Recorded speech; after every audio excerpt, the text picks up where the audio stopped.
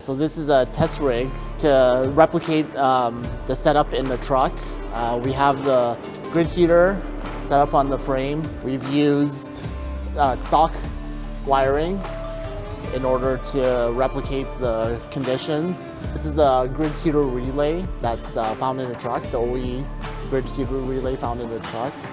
When the relay gets stuck on, it just gets constantly fed power. We're testing if the relay gets stuck on and the effect that it has on the grid heater itself, like extreme testing of the killer grid heater kit.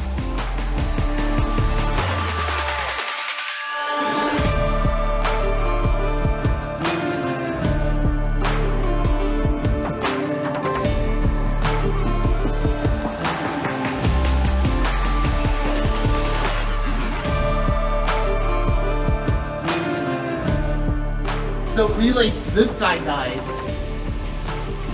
So the relay died before the grid heater died? Yes, before the grid heater died.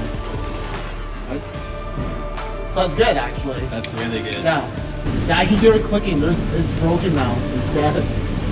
It shouldn't be clicking like that. So the killer grid heater will outlast your relay? Yes, yeah.